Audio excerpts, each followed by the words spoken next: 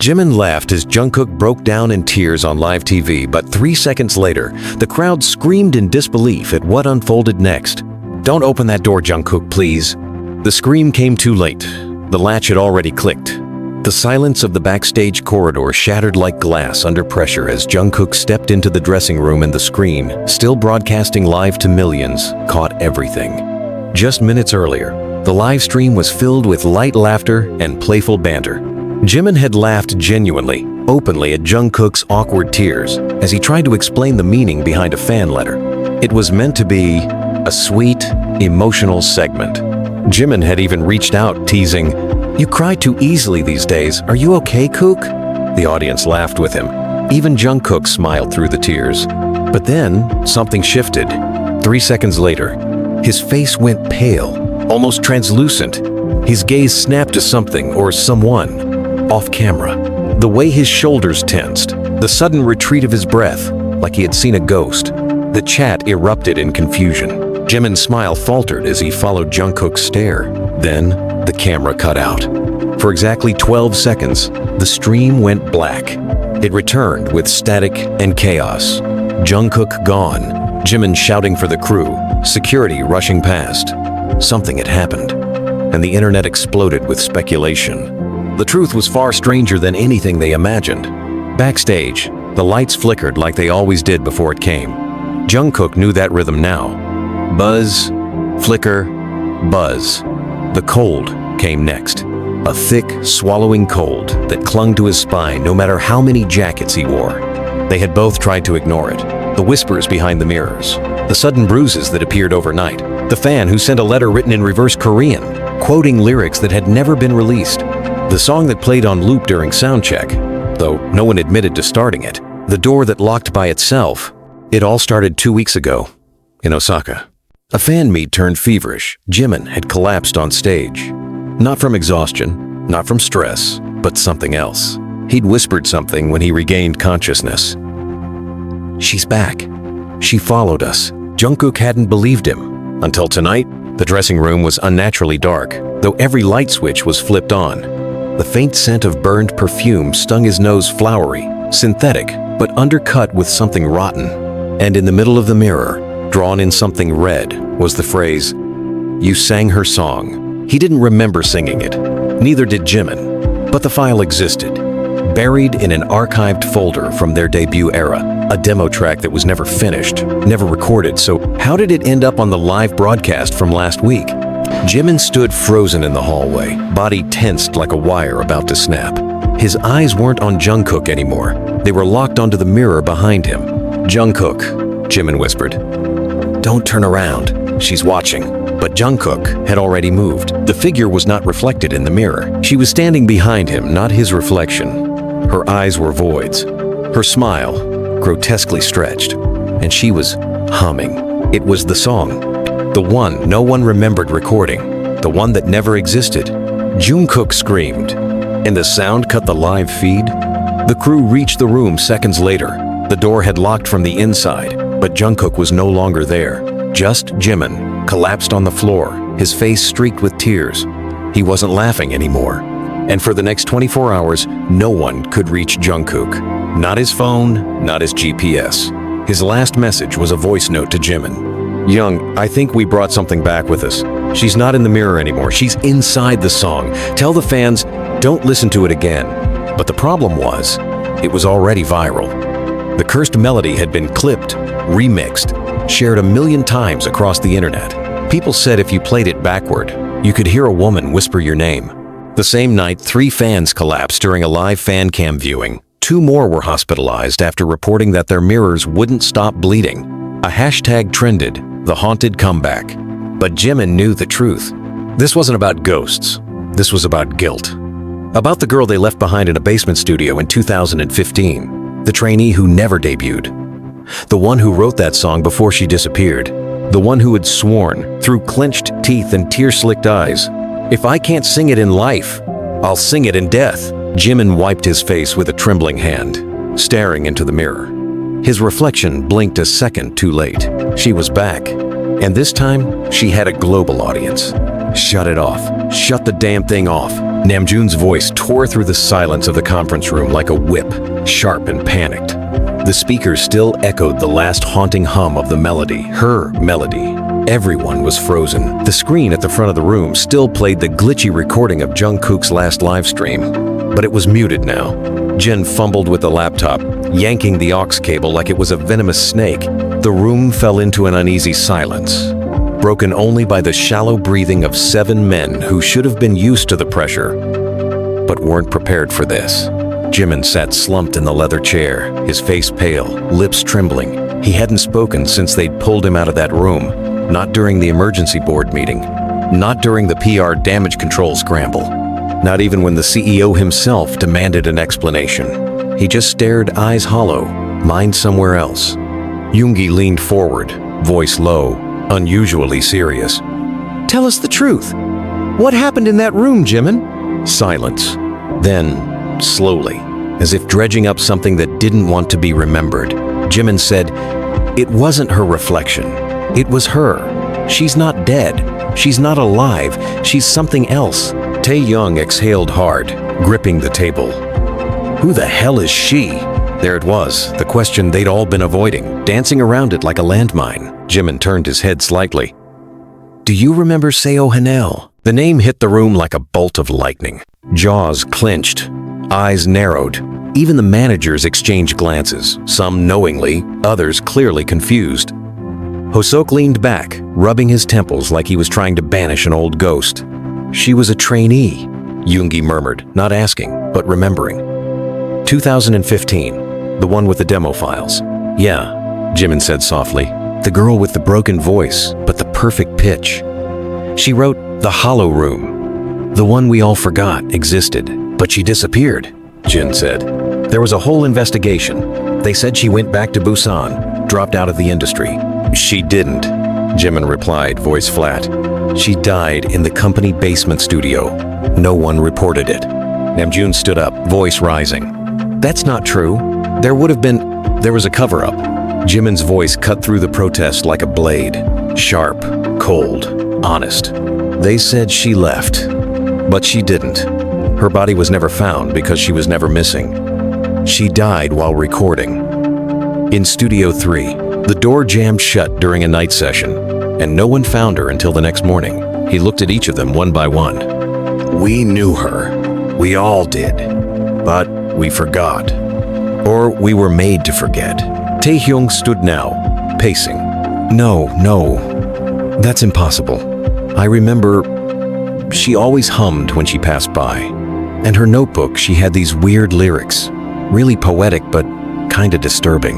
"I'll wear the silence like a crown." That was hers, wasn't it? Jimin nodded. "And the Hollow Room? The demo we thought was deleted? It was hers. We recorded over it. We reused her melody. That's why she's back." Namjoon's voice turned into a whisper. "We're cursed." "No," Yoongi snapped, slamming his fist on the table. "We're guilty." The room went quiet again. Then a vibration broke the silence. Jin's phone. He picked it up. His face lost all color. "What is it?" Hosok asked. Jin looked up slowly. "Dispatch, just leaked footage from backstage. The mirror, the writing, the audio glitch. It's trending worldwide." Jimin sat up, voice hoarse. "Did they hear the song?" Jin nodded slowly. "They're calling it the suicide track. 3 fan deaths reported. 1 girl in Chile went blind. She wrote the lyrics into her wall in blood." Taehyung cursed under his breath. "We need to shut this down." "No," Namjoon said. "We need to find Jungkook." There was a beat. Then everyone looked to Jimin again. "He left me a message," Jimin admitted. "Just before he disappeared. He said, 'She's not in the mirror anymore. She's inside the song.'" Yoongi was already standing. "Then we need to go to the studio. The one where it started, Studio 3. They entered the building in silence, escorted by 2 senior managers and a single security guard who looked visibly uncomfortable. The hallway to Studio 3 was sealed with a red X and a biometric lock that hadn't been used in years. No one spoke as the door opened. The air was thick, stale, and oddly metallic. Inside, the studio looked untouched. Dusty control boards, peeling acoustic foam, and at the center of the room, a single mic still standing, like someone had just stepped away. There were no lights, but the LED on the soundboard was blinking. Yoongi moved to the console and pressed play. A track began scratchy at first, like something unfinished. Then came the humming, a soft feminine tone rising and falling like a lullaby from the underworld. Then a whisper, "I never left." The lights flickered. Suddenly, the room chilled. Not like air conditioning, like death. Taehyung backed away. "This place is wrong. We shouldn't be here." Jimin moved toward the mic, slowly, almost hypnotically. "I think she wants me to finish it." Namjoon grabbed his shoulder. "No, that's what she wants. That's how she gets in. Through the song." "I don't think we have a choice," Jimin whispered. "If I don't finish it, she'll keep singing it through other people, through anyone who hears even a second." Jin suddenly screamed, "The monitor!" Everyone turned. The monitor behind the console flickered on. Jungkook's face appeared grainy, confused, afraid. "Help me," his voice crackled. "I'm in the room, but not this one. It's dark. The mirror is singing. Please. I can't stop humming." "Jungkook!" Jimin shouted, but the screen glitched. And then something else appeared. A woman's face, pale, eyes completely black. She smiled, and in that moment, everyone felt something grip their lungs. Then the track began again. But this time, it was their voices layered in snippets from different songs, all distorted, repurposed. Somehow, she had used their memories, their performances. Yoongi yanked the power cable from the wall. The track stopped. They all stood, stunned. Then Jimin spoke. "She doesn't want revenge. She wants a debut." Hours later, the company went into total lockdown. Every file connected to the Hollow Room was scrubbed. Studio 3 was sealed permanently this time. But even then, the track kept spreading, leaked through fan bootlegs, snippets buried in YouTube shorts, mashups on TikTok. Every time someone played it, more things happened. Voices heard in sleep. Mirror reflections blinking late. Blood dripping from ceiling corners. And Jungkook still hadn't returned. They found his jacket in Studio 3 the next night, folded, clean. On top of it, a note written in his handwriting. "Tell her I'm sorry I forgot, but I remember now." Then a USB drive. On it, one song, untitled, duration, 3 minutes and 33 seconds. The waveform was unlike anything Yoongi had seen. Violent peaks, chaotic, static, and at the very end, a flat line until the last 2 seconds. The final note was her laugh. And this time, Jimin didn't laugh. He cried, alone, in front of a mirror that wouldn't stop humming. And somewhere in a basement that had been sealed with cement, a cracked studio mic blinked red. Recording, always recording, waiting. Don't look at her. No matter what she says, no matter what you hear, don't look. Jimin repeated the words under his breath, like a desperate prayer, as he stood in the middle of the abandoned dance practice room. The mirrors had been covered with thick black sheets, but the humming still came through, faint, familiar, and wrong. It wasn't a melody anymore, it was a lure. Outside the room, chaos brewed. The company was on the brink of collapse. Multiple lawsuits had been filed by fans' families. Army was fractured, some claiming it was a viral horror concept gone too far. Others convinced BTS had become part of a supernatural cult. Fan forums leaked grainy audio from the cursed track. News anchors trembled as they recounted incidents of mass auditory hallucinations. The word demonic started circulating on Korean talk shows. But inside the walls of HYBE, the surviving members weren't talking to the media. They were trying to survive something much older than fame. Something they had unknowingly awoken. "Tell me again," Taehyung said as he closed the door behind him. "How did we all forget her?" Jimin stood still, eyes lowered. "Because we were made to forget. That's what happens when memory becomes currency. They erase the inconvenient ones. She was one of us," Yoongi said quietly from the corner, where he sat with his laptop open, waveform data flickering on the screen. "She trained with us. She bled for this. And then, nothing. No articles. No goodbye post. Just gone. She used to sit right there," Namjoon added, nodding at a spot on the floor near the mirror, humming that stupid tune under her breath. "We thought it was nerves, but now, Now, it's an infection, Jin muttered. Yoongi closed the laptop with a snap. This isn't just her haunting us. It's what she became after we ignored her voice. You're saying she turned into... What? A ghost? Hosaka asked, pacing like a caged animal. You're seriously saying we're being haunted by a demo track? No, Yoongi said. I'm saying the song became her. That track is more than sound. It's a vessel, a memory loop. It grows every time someone listens. Every replay gives her shape. She doesn't need speakers anymore, Jimin whispered. She lives in the reverb.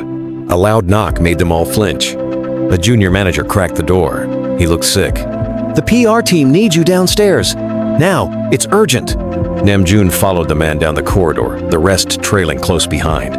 The path was filled with tension. Employees whispered behind phones, some crying, some just staring into space. One intern was curled up against the vending machine, muttering lyrics that didn't exist. In the boardroom, the lights were already off. A projector played silent footage of a news broadcast. Turn on the volume, Namjoon ordered. A manager complete. Unconfirmed reports say Jungkook was seen entering the Banpo underground reservoir, the anchor said. The same location where Seo Hanul's body was allegedly discovered this morning. The room erupted. That's impossible. She was cremated, wasn't she? There was no body, that's what we were told. The anchor continued, unfazed. Authorities remain silent, but sources claim a decayed female corpse in an old Hybe trainee uniform was retrieved from a soundproof tank, hands fused to a vintage condenser microphone. DNA matches Seo Hanul. Yoongi went still, hands fused to the mic, he repeated. That's what she said, in the lyrics. Even death won't ungrip my sound. Namjoon stared at the screen. She never left the studio. She drowned in her own silence. The footage cut to shaky phone video. Someone had snuck into the reservoir perimeter. The image froze on a frame. Jungkook, standing ankle-deep in water, facing a wall, headphones on, unmoving. Zoom in. Jimin breathed. The image pixelated, then cleared as much as the tech allowed. The wall had something written on it. Track 8, her debut. Yoongi's voice trembled for the first time. There were only 7 tracks on the demo. There was never a track 8. There is now, Jimin whispered. The room plunged into chaos again. Executives screamed for legal shutdowns. Someone demanded a full media blackout, but none of them could stop what had already begun. That night, BTS convened in secret. They met in the oldest studio, Studio 01, that predated the company's rebrand. It smelled of rust and forgotten sweat. No working cameras, no signal. They brought nothing with them but an old hard drive. The one Yoongi had found, buried in his old locker. The one that somehow still contained the full demo of the Hollow Room, including a file that had never been opened before. Track 8, full mix, version X 166, WAV. Hoseok stared at it like it might bite. This is insane, he said. If we open that, we're already in it, Yoongi said. There's no out anymore, only through. What do you think's on it? Jin asked. I think it's her final verse, Jimin answered. The one no one let her sing. Yoongi played the file. The first 30 seconds were silent. Then, the sound of breathing. Slow, ragged, like someone struggling for air. Then a click, a vocal warm-up, a pitch run, and finally, her voice. But it was layered now, no longer one, but many, as if every listener who had played it had become part of it, as if the song itself had begun absorbing souls. Jimin dropped to his knees, clutching his ears. Stop it, stop it! But the laptop wouldn't turn off. The sound deepened, transformed like hundreds of Hanuls crying out at once. Then, the final words of the song clear, defiant, vengeful. You made me echo. Now, I make you remember. The lights burst. The studio door slammed shut. And Jimin screamed. He woke in a hospital bed 3 hours later. The others were fine, rattled, bruised, but alive. Except for Yoongi. He was missing. No trace. No as-it footage. No phone. But on the wall of Studio 0, they found one thing. A handwritten lyric sheet. In blood. Track 9. Eternal Fan Cam. And underneath it, a single sentence. Let's go live, Jimin cried until his throat burned, because he knew what came next. The debut wasn't over. It was just beginning. And next time, The whole world would be the stage. You're going live in 20 seconds. I hope you know what you're doing. The producer's voice cracked through the earpiece like static wrapped in doubt. Jimin stood alone under the searing white lights of the main stage, the once glorious showcase room of Hybe, now repurposed for something darker. Behind him, the walls had been stripped of branding, every logo removed, every screen blacked out except one. The countdown glowed in blood-red digits. 0.19秒. He adjusted the mic clipped to his collar, hand trembling. In his ear, he heard the others breathing.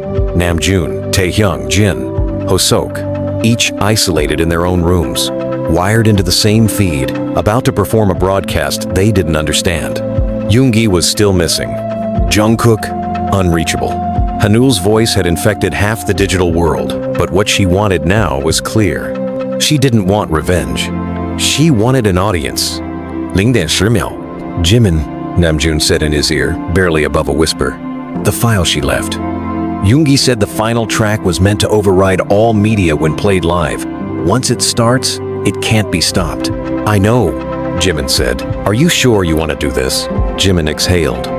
No, but she left me no choice. It's me or the rest of the world. 0.3秒. Then the clock hit 0. The lights cut out, the live feed opened, and the screen behind Jimin flickered to life. A girl's face filled the screen. Not recent, not present, but preserved in time. Seo Hanul, 17. Smiling into a trainee cam, unaware she would one day become a myth. The video dissolved into another layer, images flashing faster than logic allowed. Old practice videos, training logs, studio glitches, her demo tapes, her handwriting, snippets of lyrics she never got to sing. CCTV footage from Studio 3 the night she disappeared. Security deleting files. Executives walking away. And then silence. Until a melody began. It wasn't digital anymore. It was her. Live. Sung from somewhere between life and signal. Jimin gripped the mic. Hello world, he said, voice low, raw. You've all been listening to a ghost. His earpiece crackled with Taehyung's voice. Jimin, are you seeing this? Jimin looked up. The screen was changing again. They weren't broadcasting to YouTube, or Twitch, or any terrestrial network. They were inside her broadcast. Every single screen in Seoul began flickering TVs, phones, billboards, car monitors. Even disconnected devices glowed with the symbol they now recognized. A treble clef cracked down the middle, bleeding black. Somewhere in Busan, a high school girl collapsed during dance practice, eyes rolling back, whispering lines from a song she'd never heard. In Chicago, a producer screamed as all his speakers burst at once, spilling a chorus that hadn't yet been written. In Tokyo, a mirror shattered in a dressing room during a fan dance tribute to Jungkook. All synced, all hers. Jimin continued, though his chest was tightening. You listened because we made you. We fed you the illusion of perfection, and we erased the voices that didn't fit. His voice cracked. We had lost her. Namjoon's voice came through. It's happening. The track's overriding every global server. I can't stop it. Then let her finish, Jimin said, tears falling. Behind him, the stage darkened entirely, and out of the shadows, she appeared. Not a ghost, not entirely human. Seo Hanul walked onto the stage like she had always belonged there. Her skin was pale as smoke, her eyes voids of obsidian, her hair matted with old studio dust.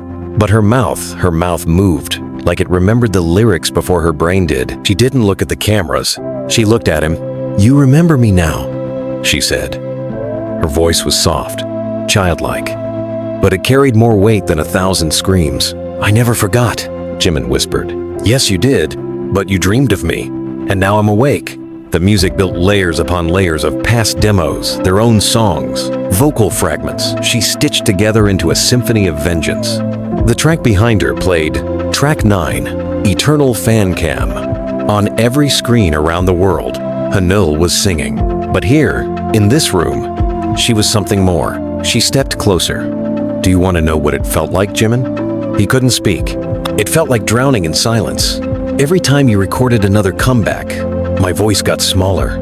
Every cheer from your fans muffled my scream. Every encore was a nail in the coffin no one buried. Jimin fell to his knees. You're right, he said, eyes wet. You're right. I let them erase you. We all did. She tilted her head. So why call me back? Because if I can't undo it, I can at least let the world hear you. Her eyes shimmered not with light, but with a void. Then let's sing. From their isolated booths, the rest of BTS heard the cue. Namjoon clenched his jaw. Everyone ready? No, Jin muttered. But if we're going to die on stage, let it be for something real. The harmonies began, one by one. They joined her, not as a comeback, not as an album, as a confession. The broadcast was unstoppable. It reached every corner of the globe. People who didn't speak Korean cried hearing her voice. Deaf fans reported feeling the music in their bones. A child in Brazil woke from a coma and sang a line no one taught her. And yet, it didn't end. Because she wasn't done. Suddenly, Taehyung's voice broke through the feed. She's turning it inward. The signal she's using it to pull us into her memory. The lights shifted violently. The room around Jimin melted into a digital ghost of Studio 3. Blood on the panels. Her reflection frozen in the mirror. He turned and saw them all. Jungkook, trapped, in a loop, recording the same song, over and over. Help us, Jungkook whispered, his face pale, glassy-eyed. She won't let us stop. Every take is worse. Every verse pulls us deeper. Jimin lunged forward, but his hands passed through the image. Hanel reappeared beside him. You brought the world to listen, she said. Now they will never stop hearing me. What do you want? He pleaded. Fame. Like you promised me. Her voice became monstrous, layered with echoes of the chorus. But I also want justice. Then she reached out, fingers brushing his temple. And suddenly, Jimin was in the past. A rehearsal room.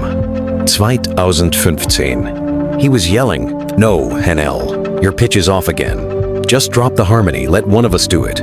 She flinched. He hadn't remembered that moment. Not until now. Another memory. The studio. Yoongi arguing with the producer. She's writing good stuff. You just won't let her record. Producer's reply, she's not marketable. More memories came. Faster. Harsher. Executives whispering, cut her before debut. She doesn't fit the brand. She writes like she's possessed. Let her fade. Then, her last day. Trapped in Studio 3. Left behind. Alone. Jimin fell to the ground. Gasping. Sobbing. Please. Stop this. Hani will them. Then remember me. Not just as a ghost. Not as a curse. Remember me as what I was. A singer. He whispered. She smiled. The broadcast peaked. A global silence. Every screen went dark. The music stopped. And in that stillness, a single notification buzzed across billions of devices. Thank you for listening to Track 9. Her debut was a success. Jimin opened his eyes. He was alone on stage again. The others rushed in. The studio lights returned. The cameras were off. The air felt lighter. She's gone, Namjoon said softly. Jimin shook his head. No, he said. She finally left the loop. But where did she go? Jin asked. Jimin looked at the nearest monitor. It was blank except for a single file. Track 10. For those who remember. And beneath it, a line of lyrics. If memory is music, I live in your song. He smiled through tears. She didn't want revenge. She wanted to be remembered. And for the first time in years, BTS stood together in silence. Not as idols, not as performers, but as survivors of a song that should never have existed. And witnesses to a voice that the world would never forget. You know what they're saying now, right? Namjoon's voice was low, quiet, but filled with the gravity of someone who'd just returned from war. He stood near the corner window of their old practice building, the skyline of Seoul burning dimly behind him. Night had fallen, but nothing outside felt restful. Inside, the 7 of them were whole again for the first time in what felt like years. Even Yoongi was there, pale, gaunt, but real. The silence in the room wasn't peace. It was aftermath. They're saying we staged the whole thing, he continued, not turning to face the others. That the fan deaths were a stunt. That Hanil never existed. That we fabricated the haunted song to sell records and regain relevance. Jin scoffed from where he sat, slumped on the couch. Let them say it. They'd rather believe a lie that fits their narrative than face a truth that doesn't. Jungkook, still visibly shaken, spoke for the first time in over an hour. But what if they're right? All heads turned toward him. What if we did? Make her into something worse. His eyes darted between the group. She was a person, and now she's a virus. A myth. She's everywhere, and no one even knows who she really was. They chant her name like a spell, not a memory. Yoongi's voice was hoarse. No, we didn't make her into that. They did. The system did. The silence did. We were part of it, sure, but we weren't the machine. We were just the pieces it used. Jimin stood near the audio console, eyes locked on the USB drive plugged into the old laptop. The file was still there. Track 10. For those who remember, it hadn't gone viral. It hadn't spread like the others. It was quiet, personal, untouched. Why hasn't it played itself? Hoseok asked, eyes narrowed. All the other tracks infected the system on their own, took control, but this one's just waiting. Because this one isn't meant for everyone, Jimin said. This track isn't a curse, it's a gift. Yoongi limped to the table and sat beside the laptop, slowly reaching for his old studio headphones. He placed them on his ears, hands trembling slightly, then hit play.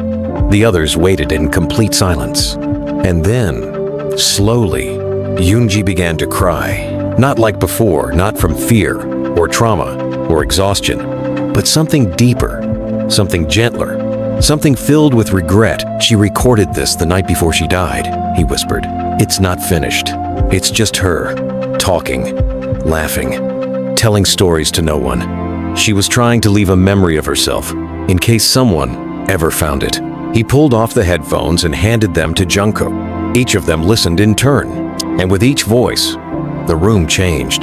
From the cold metallic emptiness of the aftermath into something warmer, like a memory, like the practice room they all once shared before debut, where nothing had gone viral yet, where fame was still a fantasy, where they were just boys chasing something pure. She talked about us, Taehyung said, voice thick with emotion. She loved us, even after we forgot her, even after we left her behind. Forgiveness, Jimin murmured. That's what she left in track 10. But the world doesn't want forgiveness, Jin said.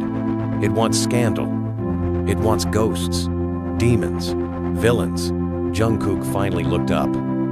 Then let them have their version. But we'll carry the truth. Yoongi tapped the USB drive gently.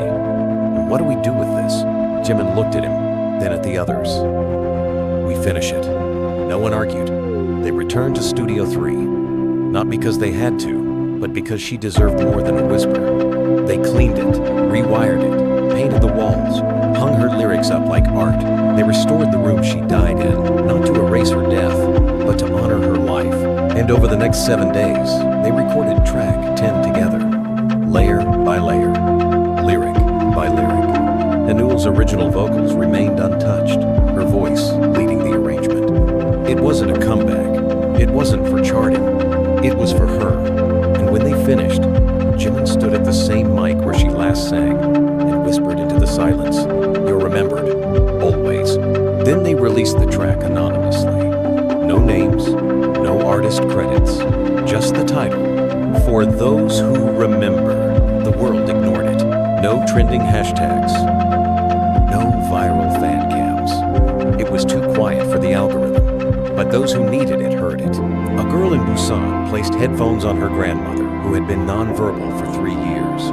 She smiled when the track played, whispered, "She's singing again." A trainee in LA played it after being cut from her debut lineup. She didn't cry. She wrote her first song. A producer in Tokyo added a single line from it into a chorus and didn't tell anyone. It didn't matter, because the truth wasn't in the fame. It was in the echo. Jimin sat alone in Studio 3 one night, long after the others had gone home, and in the mirror across from him, he saw her reflection, smiling, peaceful, whole. She mouthed something. He understood it. "Thank you for letting me sing." He nodded, tears falling freely. "You were always meant to." And with that, Seo Hanol faded not into silence, but into song, where she would never be forgotten again.